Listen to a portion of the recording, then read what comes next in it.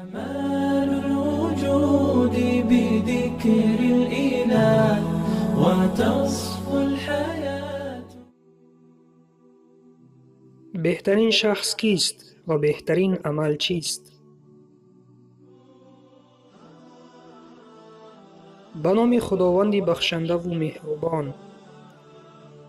از ابن عمر خداوند از آنها راضی بود روایت است که مرد نزد پیامبر اکرم صلی الله علیه و سلم آمده پرسید: ای رسول خدا، بهترین انسان کیست و بهترین عمل چیست؟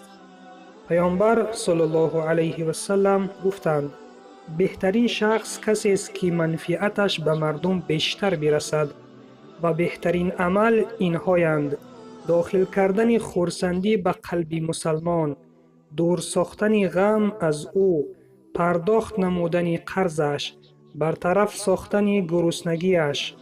و هر شخص خشمش را نگاه دارد خداوند گناهانش را می بخشد و اگر غضبش را فرو برد در حالی که می توانست اجرا کند، الله تعالی در روز قیامت قلبش را پر از امیدواری می کند و هر کسی برای ادای حاجت برادرش قدم بزند خداوند قدمش را روز آخرت استوار می گرداند و آن روزی که همه قدم ها به لرزه می آیند.